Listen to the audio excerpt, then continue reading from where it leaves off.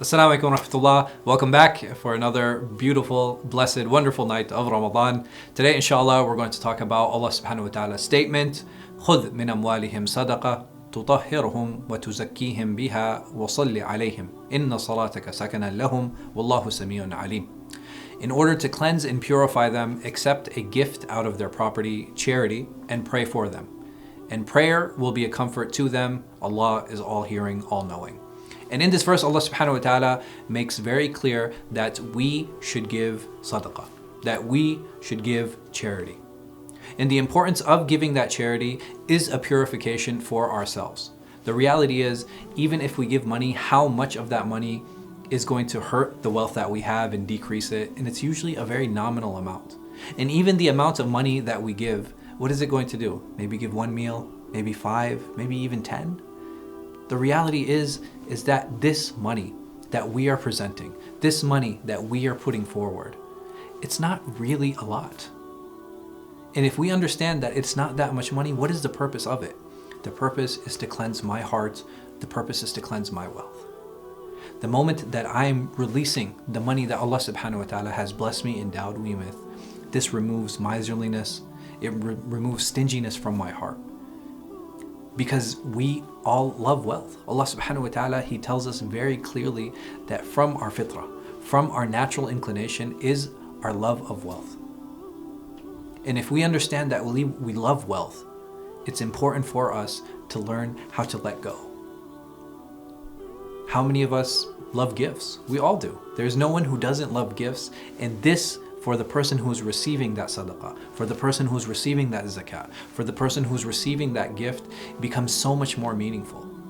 Because any jealousy he or she might have had, or any malice that he or she might have harbored, it gets removed the moment that something comes into their hand.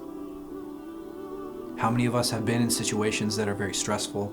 If we didn't know how we were going to make our next payment, if we didn't know how we were going to put food in the fridge, and all of a sudden somebody walks up to us with an envelope, all of a sudden we get a phone call, all of a sudden we have gas in our cars. Allah subhanahu wa ta'ala promises us and tells us, وَمَن يَتَّقِ اللَّهَ يَجْعَلْ لَهُ مَخْرَجًا, that whoever has taqwa of Allah, Allah makes a way for him, وَيَرْزُقُهُ مِنْ حَيْثُ لَا يَحْتَسِبُ, and that He will provide for him in ways that he couldn't even have imagined. And part of the ways that we can't imagine is the community. There are so many times that I'm sure every single one of us has experienced when we go to these fundraisers or we go to different situations and people say, we need $1 million, we need $10,000. And some of us are sitting there like, yeah, right, I don't think, there's no way we're gonna get that money. There's no way we can come up with this. This community is too small. And many times we will find that they will go above and beyond what it is that they're seeking and what it is that they're asking for. Why? Because Allah subhanahu wa ta'ala will use His servants, He will use His slaves to produce the means that He Azza wa Jal wants. And sometimes those means, they end up coming back on us. Sometimes we're able to give, sometimes we're able to receive, and our entire lives are between when Allah subhanahu wa ta'ala gives and when He takes. When He gives, we should be generous.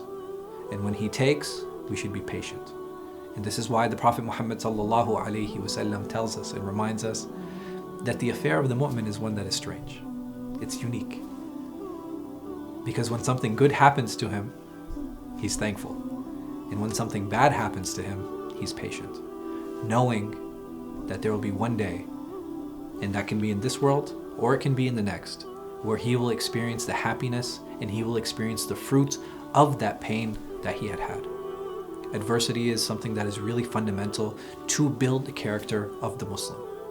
And if we understand that there is adversity and there is hardship, we should do the best that we can to help ease it for our brother and sister.